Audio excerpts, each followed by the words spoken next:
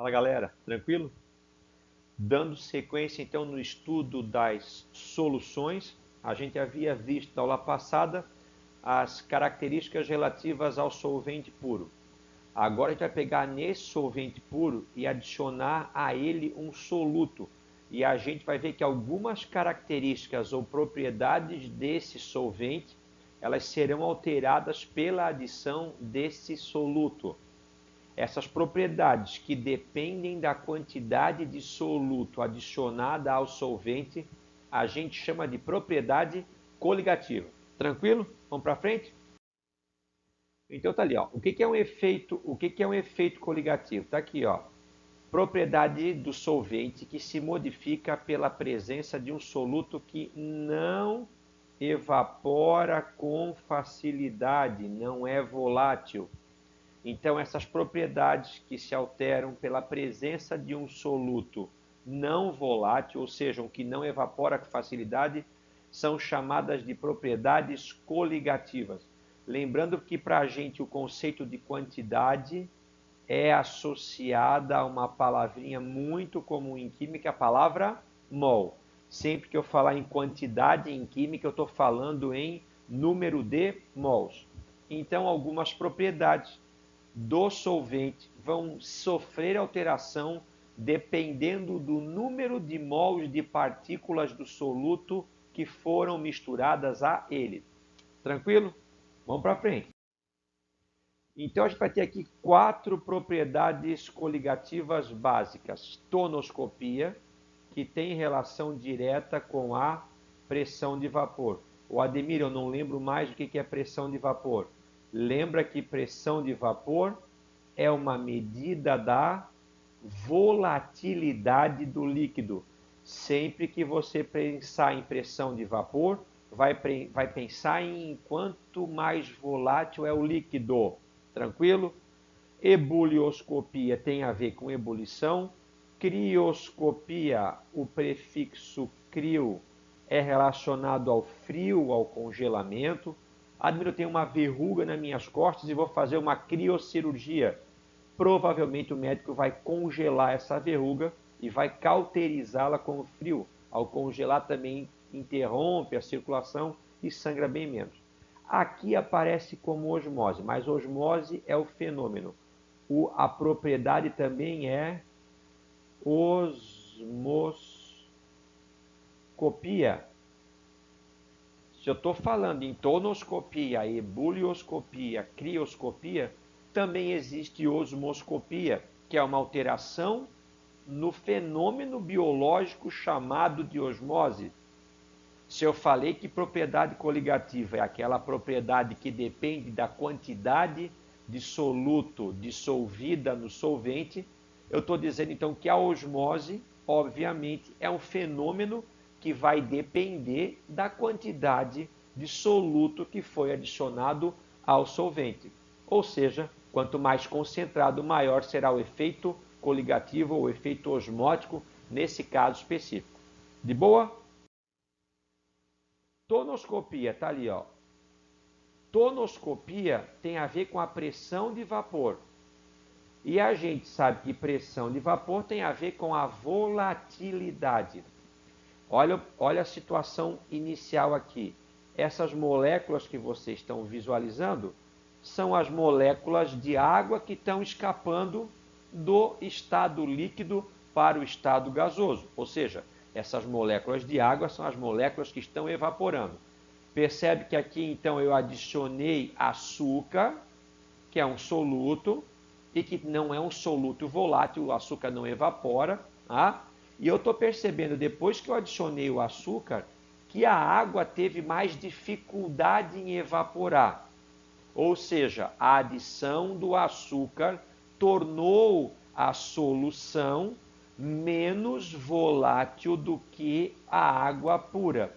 Ou seja, houve uma diminuição da volatilidade. Consequentemente, a gente fala que houve uma diminuição na pressão de vapor do líquido. Isso chama-se tonoscopia. Se por acaso vocês encontrarem em uma prova a redução na pressão de vapor do solvente após a adição de um soluto não volátil chama-se tonoscopia. Show de bola! Essa é a definição de tonoscopia, é a redução na pressão de vapor, ou seja, ficou menos volátil. Aqui eu tenho o Dead Sea, que nada mais é do que o Mar Morto. Olha a situação dele complicada. Tá vendo que o Mar Morto ele vai ser o quê? Olha lá, totalmente circundado por uma região árida ou semiárida, tá? Então chove muito pouco.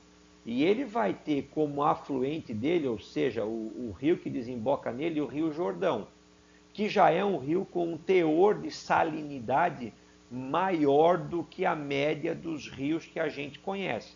Então, olha só, na verdade ele não é um mar, né? Se você olhar para essa foto de satélite, você vai perceber como é que eu chamo essa porção de água circundada por terra, por areia de todos os lados. Na verdade, ele se assemelha geograficamente muito mais com um lago. Então, ele é um lago cercado por uma região de escassez de chuva e abastecido, ou tem como afluente dele, um rio com alto teor de salinidade, ou seja, a taxa de evaporação dele é grande, o aporte de água dele é baixo, ou seja, é uma situação muito ruim para um rio, para um lago, desculpa, ou para o mar nesse caso, que é como ele é conhecido. Lembrando por curiosidade que ele vai ser o ponto, o nível mais baixo que a gente encontra na Terra, né? Ele está quase 400 metros abaixo do nível do mar Mediterrâneo, está quase 400 metros abaixo do nível do mar. Então ele tem uma situação crítica nele, por isso que ele é morto. Como ele tem um elevado teor de sais, não há vida que se perpetue. Qualquer peixe que venha pelo Rio Jordão, ao entrar no Mar Morto, o teor de sal é tão grande que ele morre. Morre pelo quê, pessoal? Morre por um processo de osmose. Ele vai, então, perder líquido de maneira muito intensa, ele vai desidratar muito rápido ou muito intensamente e não vai conseguir sobreviver. Faço para vocês uma pergunta. Eu tenho o Mar Morto e tenho o Mar Mediterrâneo. Qual dos dois é mais salgado? O Mar Morto. Aí eu pergunto para vocês, então qual dos dois vai ter uma taxa de evaporação menor? Vai ser o mar o quê? Vai ser o Mar Morto. Se ele tem mais sal, ele tem menor pressão de vapor, ou seja, ele evapora com maior dificuldade. Então, comparativamente com o Mar Mediterrâneo, que é menos salgado, o Mar Morto vai evaporar numa taxa mais lenta, porque ele tem menor pressão de vapor, pois houve maior adição ou concentração de soluto. Que propriedade coligativa é essa? Tonoscopia, ou seja, o abaixamento na pressão de vapor do líquido pela adição de um soluto não volátil. Vamos? Esse aqui é mais óbvio, né? Ebulioscopia tem a ver com ebulição.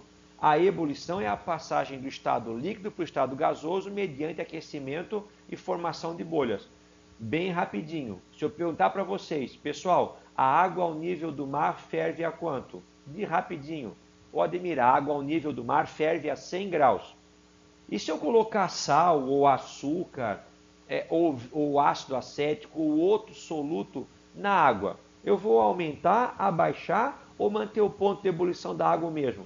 Ademir, se tu colocar sal ou açúcar, por exemplo, tu vai aumentar o ponto de ebulição da água. Aumentar quanto, Ademir? Vai depender da quantidade de soluto que você adicionou. Quanto maior for a quantidade, maior será a temperatura de ebulição. Vem para cá. Tranquilo? E aqui eu tenho um gráfico, né, de pressão de vapor. Mas poderia ser de ponto de ebulição. Lembra que os dois são o contrário, né? Quanto menor for a pressão de vapor de um líquido, maior será o seu ponto de ebulição. Lembra, no anterior, se eu adicionei o soluto, eu reduzi a pressão de vapor, mas eu aumentei o ponto de ebulição. Ó, esse primeiro gráfico vermelho é o líquido puro. Esse segundo gráfico azul é um líquido puro, na qual foi adicionado agora um soluto, ele tornou-se uma solução. E o líquido 2 foi adicionado mais soluto do que a quantidade adicionada no líquido na solução número 1, entendeu? Então, se você tiver um gráfico assim, gráfico 1, gráfico 2, gráfico 3, olha lá, lembra que o gráfico número 3, nessa minha escala que eu fiz ali, vai ser o gráfico, então, com o maior ponto de ebulição, ou seja, com a menor pressão de vapor, ou seja, o gráfico no qual foi adicionada a maior quantidade de soluto. Tranquilo? Crioscopia tem a ver, então, com o ponto de congelamento ou ponto de fusão, que é a mesma coisa. Fusão é para derreter, solidificação é para congelar, se for com água, se formar gelo. Então, são pontos iguais.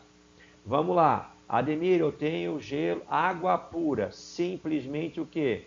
H2O. Eu levo isso para o meu freezer e ponho para congelar. Qual é a temperatura que a água congela? 0 graus Celsius. Ô Ademir, e se eu colocar sal nessa água? Ou se eu colocar açúcar nessa água? A gente sabe então que colocando um soluto não volátil, eu vou reduzir o ponto de congelamento, ou seja, eu vou reduzir a temperatura de fusão. Fechou? Terceira propriedade coligativa. Primeira, tonoscopia. Colocou soluto, diminuiu a pressão de vapor. Segunda propriedade coligativa. Colocou soluto, aumentou o ponto de ebulição. Terceira propriedade coligativa. Colocou o soluto, reduziu o ponto de congelamento, ou seja, o ponto de fusão. Osmose. Osmose é um fenômeno bastante conhecido da biologia. Eu preciso de 3 coisas para que a osmose aconteça. Eu preciso de um meio mais concentrado em algum soluto. Esse meio mais concentrado eu vou chamar de meio hipertônico. Esse meio mais concentrado tem que estar separado de um meio menos concentrado, que eu chamo de meio hipotônico, por uma chamada membrana semipermeável. Que membrana é essa? É uma membrana que vai reter as partículas do soluto e deixar passar a água. Percebem? Isso não é um filtro, porque o filtro não consegue filtrar uma solução. O filtro é usado em misturas heterogêneas. Então eu preciso usar aqui uma membrana semipermeável. São esses os 3 fatores que eu preciso. Um meio mais concentrado, separado de um meio menos concentrado pela presença de uma membrana semipermeável. Qual é o movimento natural da água? A água, ela vai sempre passar do meio menos concentrado para o meio mais concentrado. A esse fenômeno biológico eu chamo de osmose. Informaçãozinha agora, pessoal, essa água ela vai fazer uma pressão na membrana para passar para o outro lado. Essa membrana eu dou a ela a letrinha π, que vai significar agora pressão osmótica. E essa pressão osmótica tanto será maior quanto maior for a diferença de concentração entre os meios. Quanto mais hipertônica for a solução em comparação à hipotônica, ou seja, quanto maior for a diferença do gradiente de concentração, maior será a pressão com que essa água vai tentar passar do meio hipo para o meio hiper. Beleza? Olha só, e se eu inverter esse processo? Eu chamo de osmose reversa. Ademir, uma vez eu li um artigo que no Oriente Médio eles conseguem água do mar potável. Então eles fazem um processo chamado de osmose reversa. Vamos lá, olha o processo aqui. Aqui embaixo eu tenho uma membrana semipermeável, que está separando esse meio desse outro meio. As bolinhas representam, então, o soluto. Aqui eu tenho a água bruta e aqui eu tenho a solução concentrada. Está vendo que esse primeiro lado aqui corresponde à solução hipotônica. Esse segundo lado aqui corresponde à solução, hipertônica. A água passa do meio menos concentrado para o meio mais concentrado, exercendo sobre a membrana uma pressão. É essa pressão que mantém a coluna de água elevada do outro lado. Fechou?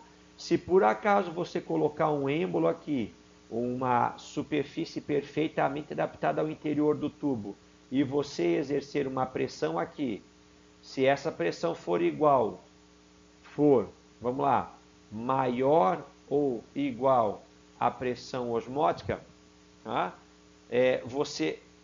Ela tem que ser maior, né? Porque se ela for igual, ela só vai interromper o processo.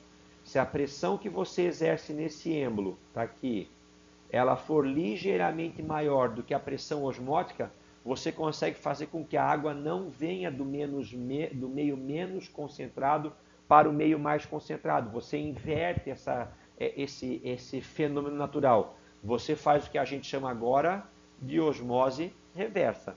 Por isso que na osmose reversa, o ponto crítico é a membrana semipermeável, que se essa pressão for demasiadamente grande, você faz o quê? Você vai romper essa membrana semipermeável. Fechou?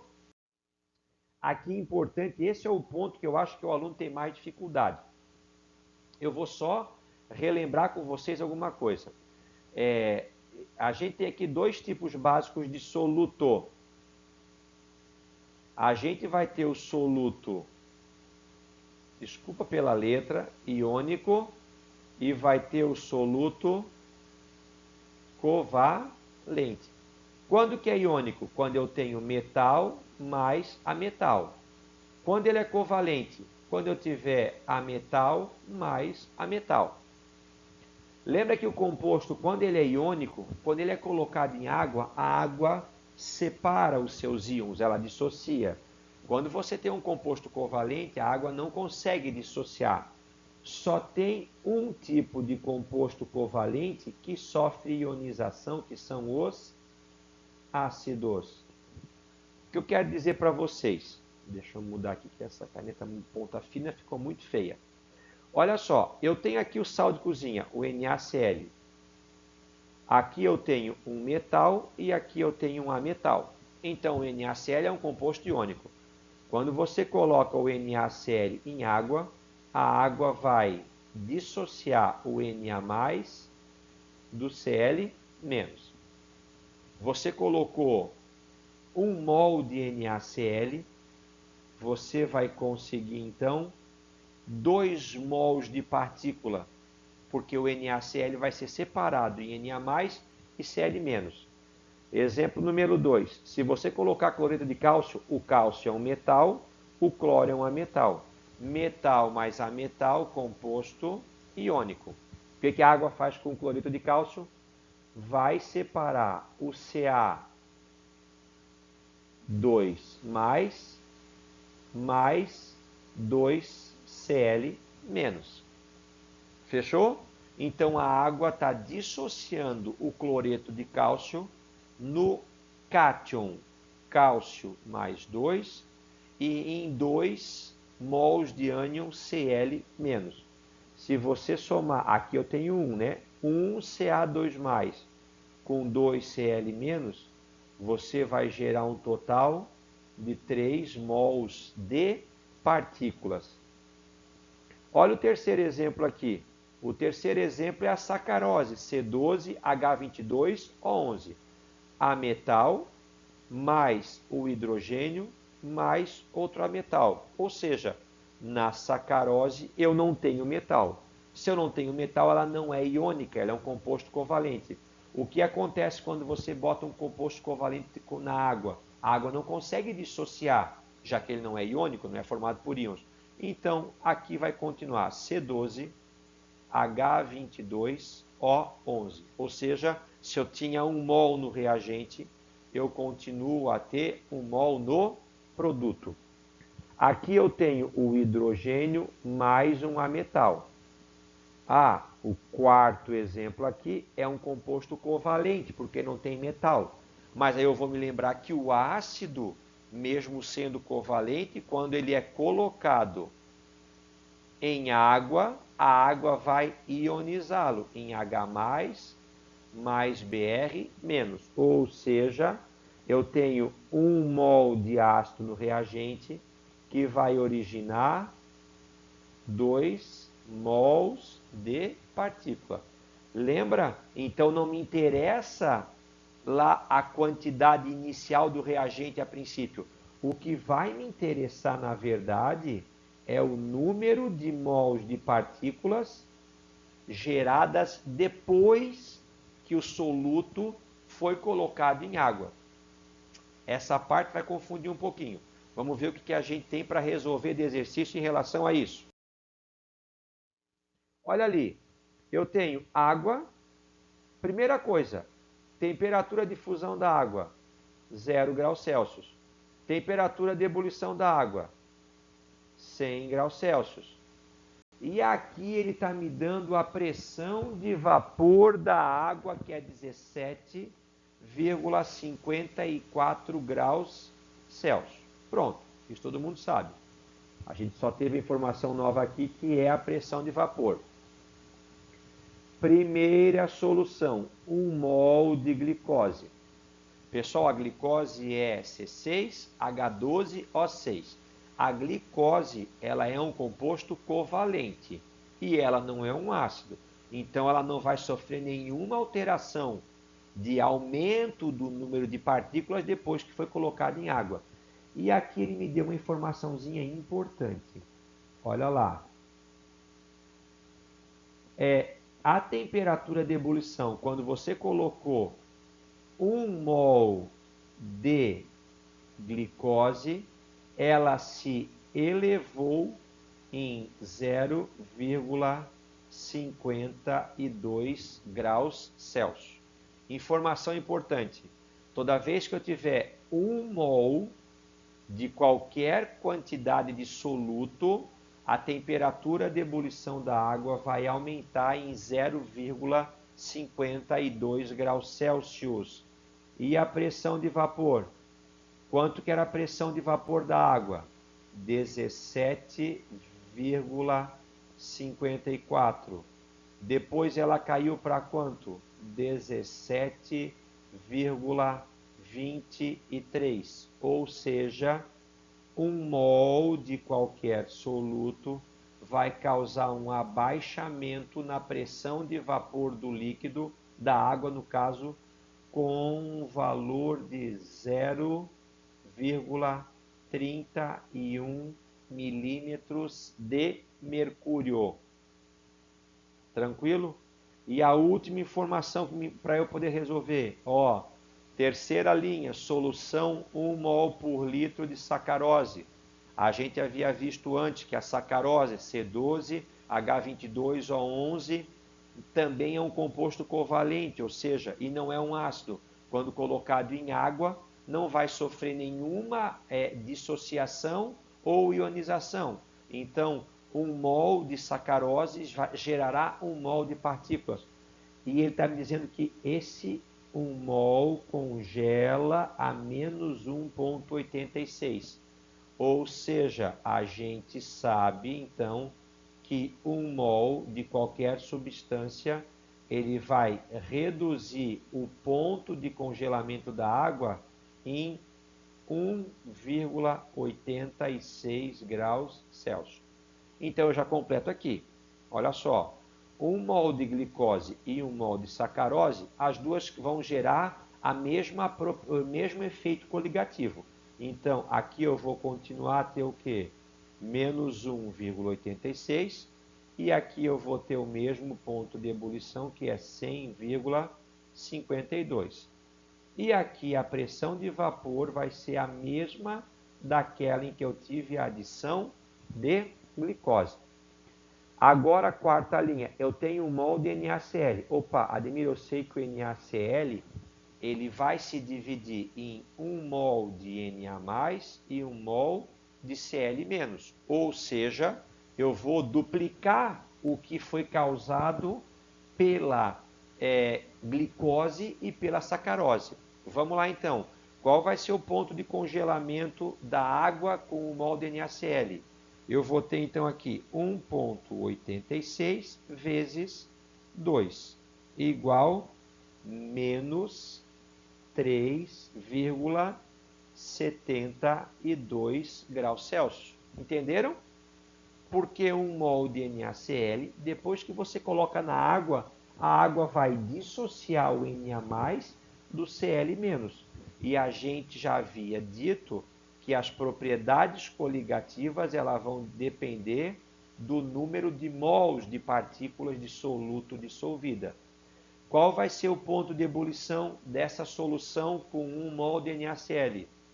Vai ser o dobro da alteração do que eu tive no anterior. Então, vai ser o quê? Vai ser 0,52 vezes 2, que vai dar 1,04. Opa, 0,52 vezes 2 igual 1,04. Então, a água vai ferver a 101,04 graus Celsius. E a pressão de vapor? Eu vejo que para cada 1 mol, ela reduz 0,31. Então, como eu tenho 2 mol de partícula, vai reduzir 0,62.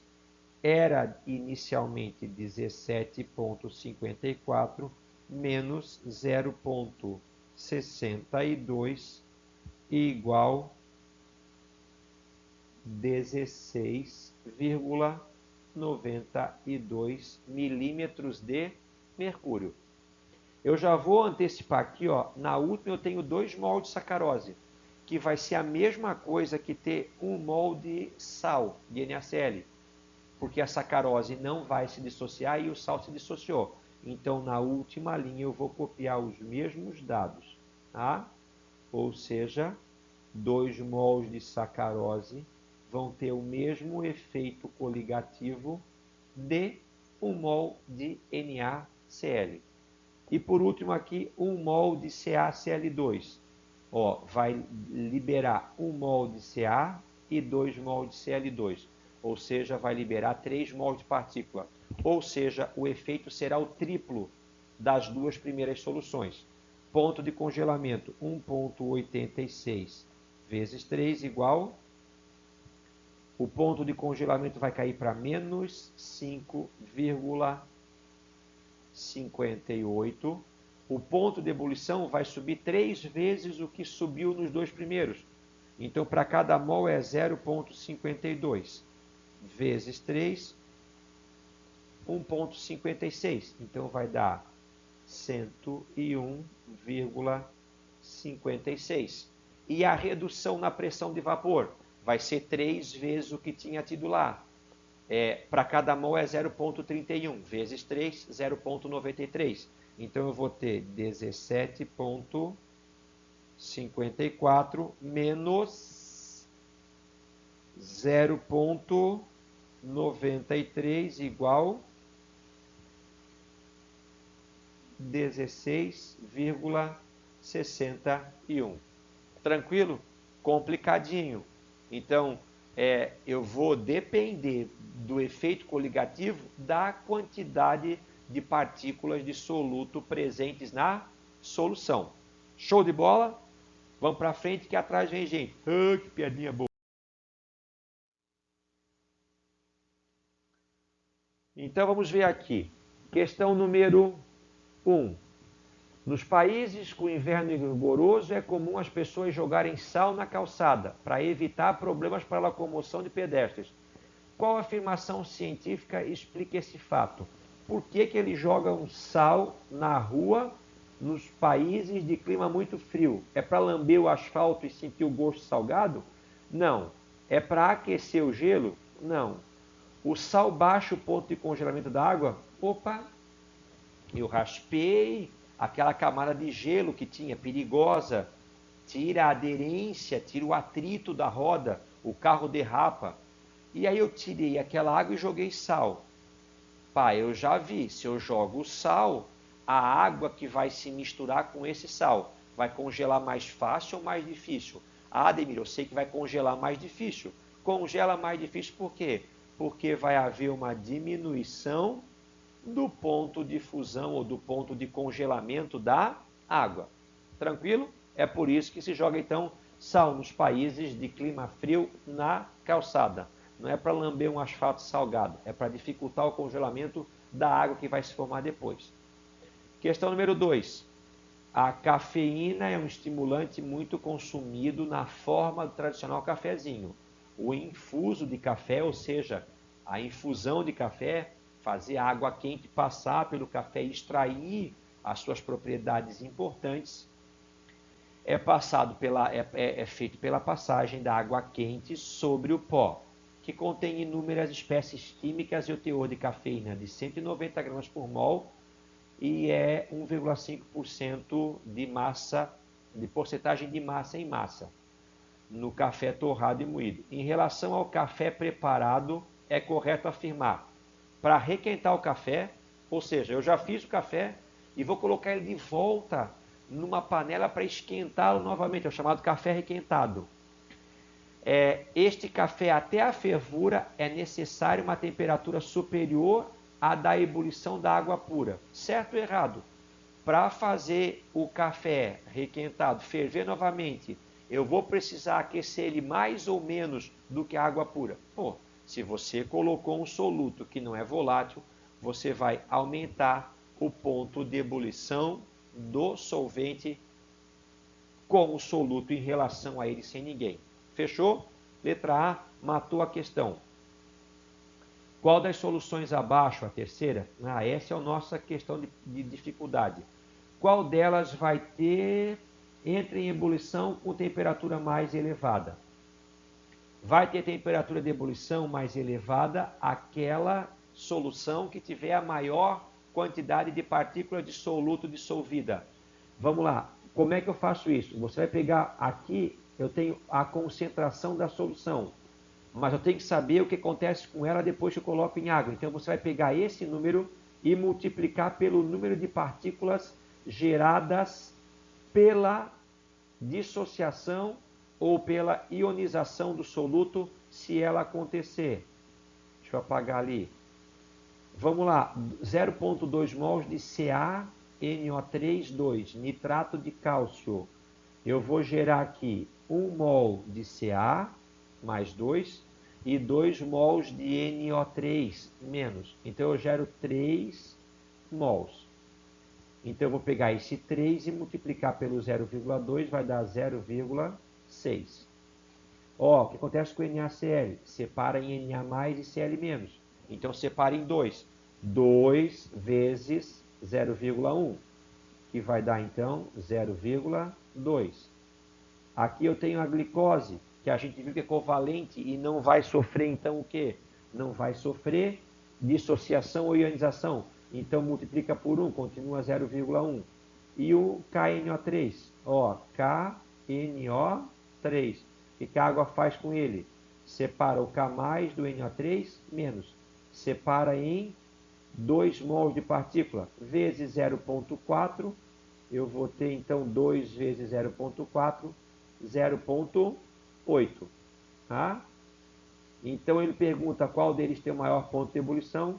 Letra D. Terá o maior ponto de ebulição aquela solução que tiver a maior quantidade de soluto dissolvida. E por quantidade eu entendo o número de mols de partícula.